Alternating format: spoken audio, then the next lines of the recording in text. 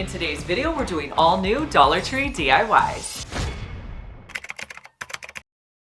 Now, if you're like me, you probably have a lot of items from Dollar Tree that are sitting around in your house, in your craft room, that you haven't DIY'd yet. So I challenged myself in this video to go in my craft room, find items that I already had, and create DIYs. So the first item we're gonna DIY is this canvas print. This was one I bought sometime this year at Dollar Tree, and it's a great print. I just haven't used it yet. The technique I wanted to do on this was I wanted to show you guys how you can make a print like this look more like an oil painting. So to do that, you're going to need to remove the picture from the frame. I love the way the frame looked. I wasn't going to do anything with it. The next thing you want to do is get a foam brush and some Mod Podge. Now I started by using a matte Mod Podge, but I realized that I probably should have used a more shiny one. So I did have to come back in and use a shiny one. So use just the regular Mod Podge for this DIY. But the technique is the same. You're going to put a little Mod Podge out on your table, and then with the foam brush, I'm just going to wipe the Mod Podge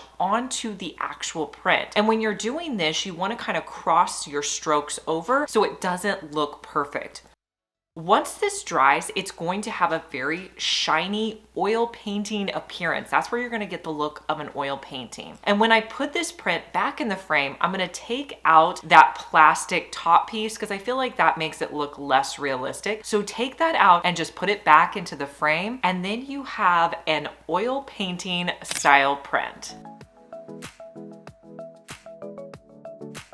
In the fall, I did a DIY video where I was showing you all these different boxes that you could use from Dollar Tree. So I have a lot of leftover boxes in my craft room. I found this one, it opens, it has a lid on it. So I wanted to use it for this DIY. So I went with a medium stain color, and I'm gonna stain the entire box. So to stain, I like to use a foam brush, and I dip it into the stain. I'll paint on the stain on my box, and any excess, I'll just remove it with a paper towel. Now you notice that I didn't stain the top. I wanted to add a print to this. So the last time I was thrifting, I found this book. It was really cool. It had all of these major prints from around the world in these pretty colorful pictures. I just found this book at the thrift store. So I flipped through the book and found a picture that I thought would be perfect for the top of this box. Then I took the box and I put it on the picture where I wanted to cut it out, and I just traced around it with a pencil. Then I cut out the picture on those pencil lines, and I went a little bit farther in because the top of the box kind of had an indentation around the top. I made sure it was going to fit well on the top, and then used Mod Podge, painted that on the top, placed the picture on. I let that dry, and then I added a layer of Mod Podge to the top. Once it's all dry, you have a great decorative box that you can set out with any of your decor.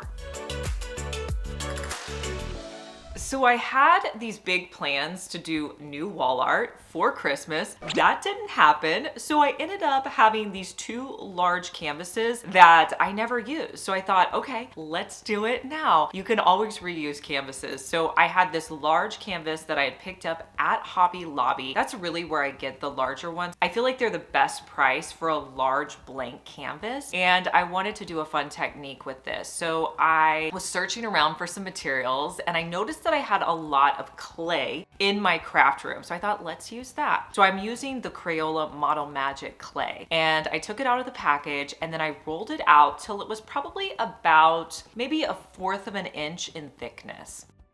Using a pretty sharp scraper tool, I created lines across, and I just made long pieces. They didn't have to be the same. Honestly, I wanted them to be a little bit different.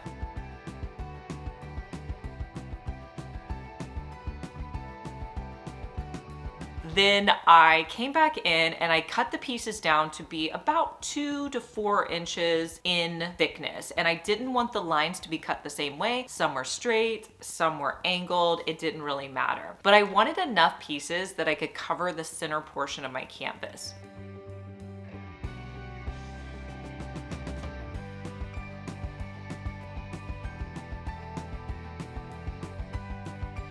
Then I went in and I kind of measured out roughly where I wanted these pieces to sit. And I put about 4 pieces and just started making rows. Again, I didn't want them to look the same on each row. I just wanted them to be about the same distance around the outside. Once I got all the pieces on, I did measure, move things around a little bit more. And one of my tips for making sure that it looks great is when it's sitting on your table, take a picture of it with your phone and then look at it. I feel like that's the best way to know how it's gonna look whenever it's standing straight up. I don't know if you guys do that. Let me know if you do that trick down in the comments. So once I was happy with the way they looked, I used hot glue to attach them to my canvas.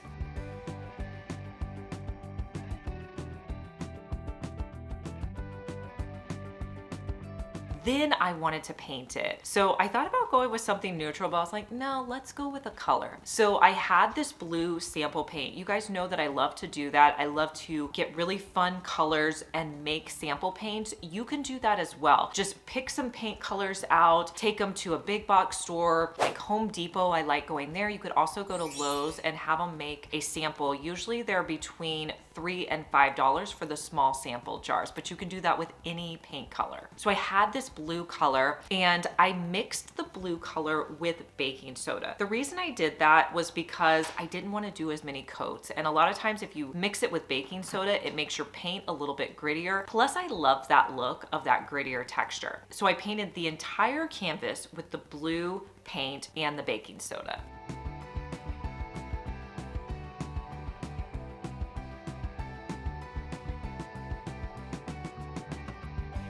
I let that dry. Then I wanted to create a little bit of dimension to the side. So I used that same color and mixed it with a blackish gray color. And then I painted that around the outside edge with a round brush. Let that dry again, and to give it even more dimension, took a little bit more black paint, mixed that in to get an even deeper color, and put that around the edges.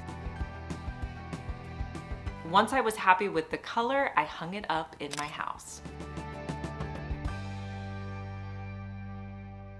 Now I know that I can't be the only one who has leftover greenery sitting around our house that we bought at Dollar Tree. I would love to know down in the comments what you have the most of sitting around in your craft room that you need to DIY. That would be a fun thing for us to share below. But I have a ton of greenery and it's from Dollar Tree and it's awesome. And honestly, I reuse my greenery. So if I'm done using a wreath, I will pull the greenery off and reuse it in other projects just because I don't want to waste it. I also had a wreath form that I had picked up at Hobby Lobby, a really pretty one, and it gave me this inspiration of doing a very natural organic wreath. This is great for this time of year because it's very neutral, but really it's going to last for a while. It's one you could have up now until almost August. So I started with my wreath base. The item that I had most of was this greenery piece from Dollar Tree. So I straightened them out because I had used them in another project. Essentially, I wanted them to be on one side of my wreath. So I wanted some coming out the top and the bottom.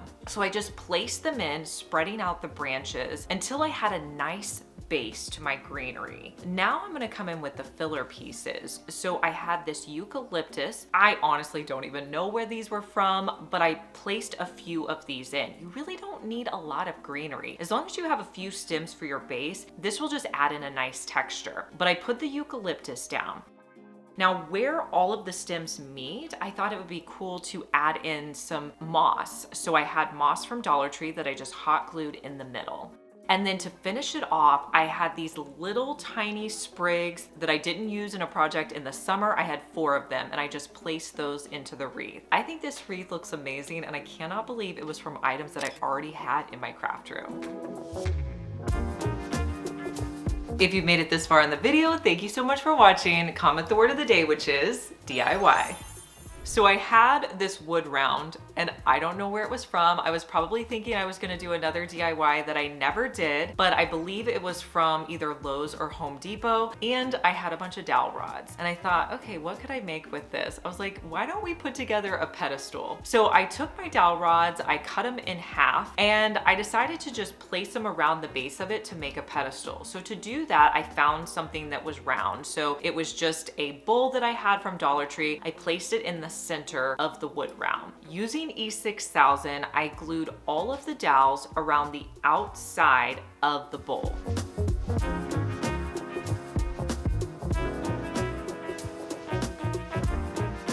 Now, once I had them all in place, I removed the bowl and I kind of moved them so that all of the dowels were connected together. And then to make it even more stable, I put E6000 on the inside of all the pieces that were connecting so that they held in place really well. I find that whenever you're using E6000, it's best to let it dry overnight, especially something like this that's going to be the base. So I let it dry overnight and then I wanted to stain it, but I also like the natural wood. Do you guys ever struggle with figuring out what color to stain something? I know I do, but I decided to do it in a natural stain and I ended up really liking that. So using a foam brush, I just wiped on the natural stain. And for some reason, this really kind of took the stain, so I didn't have to wipe any of it off. I just let it all sit there, but I did a light coat. And once it was dry, I could use it in my home. Did you guys buy these arched frames? I bought several. I think I used them in another DIY, but I had 4 of them sitting in my craft room. And I always have a ton of vases. So I found a vase that I had sitting on my shelf and I wanted to try to create like an arched planter. So take 2 of the frames and I took all the backing out and any pieces inside there. And I did have to unscrew the fasteners that hold the backing in place. And then I hot glued on the inside portion of these and placed the 2 pictures together. I held them in place until it was dry. And I repeated those steps, making 2 more. Then for my center vase, I found this little fluted vase that I had from Dollar Tree, and I needed to attach the 2 frames to the side of my vase. So I used a combination of E6000 and hot glue and pressed them together on the side. I let that dry completely before I moved on to the next step, which was finding some greenery to put in there. I had a few greenery sprigs left over that I had purchased from Hobby Lobby. I cut those off and I put them in my vase, and here's how it turned out.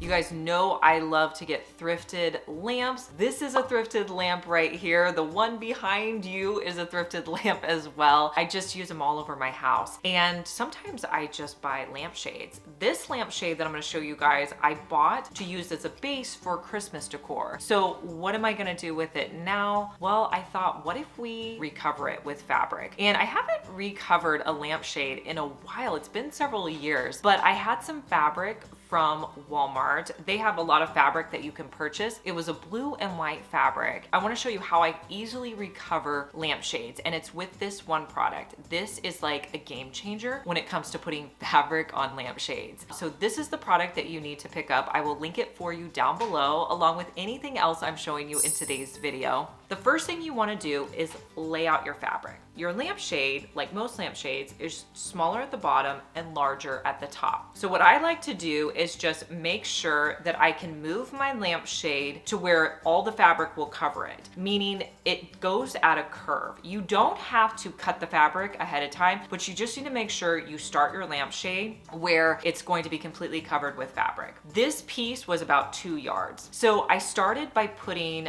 the spray glue on the lampshade. I find that it's better to put it on the lampshade than the fabric. Then you're gonna start on one end and you just want to smooth it down, making sure that there's no bubbles. But once you get maybe 7 inches done, spray some more, smooth it out, and keep repeating those steps where you add the spray, you smooth it out until you get to the very end. Then you can cut a straight line, and then at the end, just add a little bit of spray and hold it down. Then you're going to cut off each side. So you want to leave about maybe 1.5 inches on each side, and then you'll spray around the inner rim and then place your fabric down. Repeat those steps on the other side. And that's really all you have to do. Let it dry, and then you can add it to any lamp in your house. I found this bronze candle holder in my craft room. I also had a couple of candlesticks from Dollar Tree. So I thought, what if I turned this into a tapered candle holder? And I also had some leftover candles that I had picked up from Christmas. They were these green candles that were really pretty. So my first step was to try to cut off the top portion of this candle holder from Dollar Tree. So I used some of my heavy duty clippers to pull it off, and I just kind of wore it down and then twisted it off. I used E6000 to attach it to the center of my thrifted candle holder. Let that dry. Then I used some rub and buff. I went in with 2 different colors and applied that to the entire candle holder.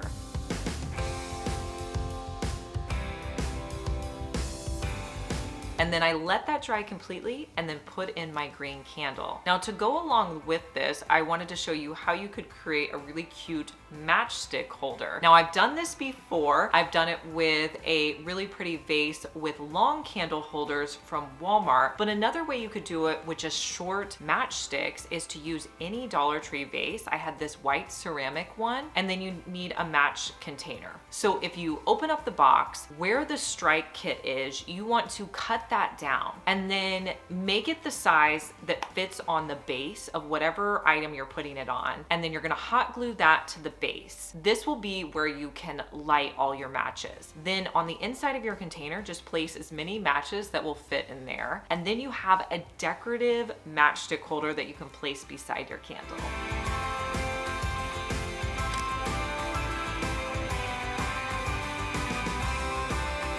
When I saw this scallop tray on Crate & Barrel's website, I thought that looks exactly like the scallop tray that was $5 at Dollar Tree that's sitting in my craft room. So let's get it out and use it because this is a really pretty tray. I used a medium stain on this piece and I just put it on the entire piece and then wiped off any excess.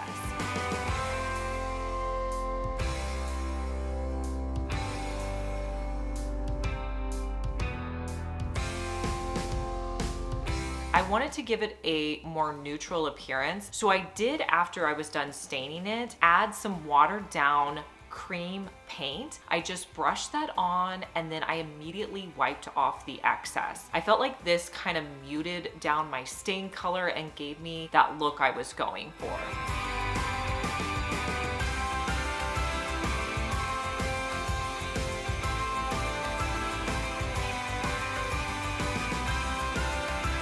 I let it dry and then I styled it in my home. We must have gotten a lot of scallop decor this year, or maybe I just bought it all. In the party section, they had these scalloped containers that were so pretty. They were plastic, but I never did a DIY with them. Another item I had were these pretty napkins I bought in the party section at Dollar Tree. And I thought, let's put these two things together. So I took one of the napkins and I was going to Mod Podge it onto my vase. So to do that, you want to open up your napkin and then there's usually a white layer inside your napkin. You're gonna think there's not, but just try your best to pull it apart and pull off that white piece. You don't want that whenever you Mod Podge. And you're gonna need about 2 napkins for this. To add it, you're just going to put Mod Podge all over your container. And then as flat as possible, you're going to put your napkin on the top. And then do this until you completely cover your vase.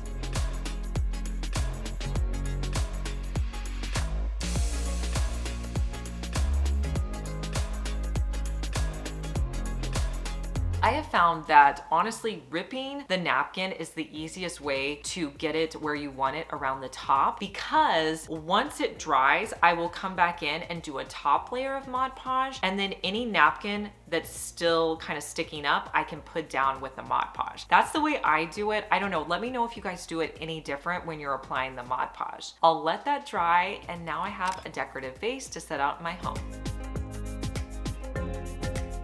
I thrifted this basket earlier this year and I never got around to using it, and I wanted it to look like the Pottery Barn baskets. If you look at the Pottery Barn baskets, they are never one tone. They are multiple tones. So I thought, let's try to achieve that with this basket. So I went in with 2 different colors of stain and brushed those on lightly and wiped them off. So go in with like a darker stain and a lighter stain as well. You can also go in with some white paint. If you look at those Pottery Barn baskets, they very much have multiple tones to their baskets. I did the 2 stains. I also added in the white paint to give it that layered look. Again, as soon as you put it on, wipe off any excess. Let that dry, and then I added in some Dollar Tree stems that I had on hand. Here's how it looks.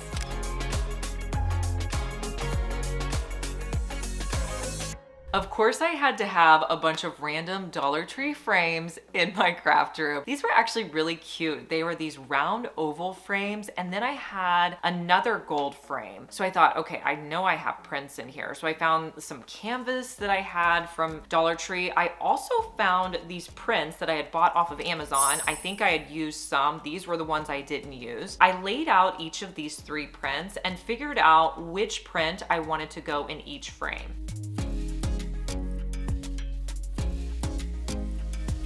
Then I added a little bit of Rub and Buff because I feel like the gold at Dollar Tree isn't the gold that I put in my home. I like a more warm gold. So using a foam brush, I added gold Rub and Buff to the outside of these frames.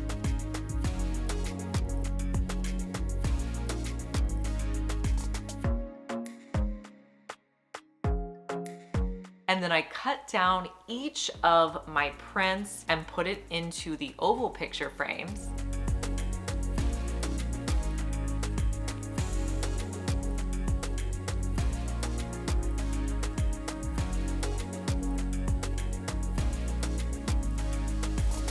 Then I had to trace around my canvas that I was going to cut out and put in the rectangle frame.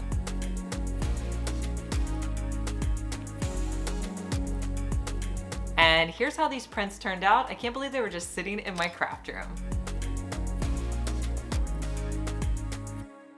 Let me know down in the comments which DIY was your favorite. I love knowing your opinion. And make sure you subscribe because I want to see you back here, and I'll see you in our next one. Bye.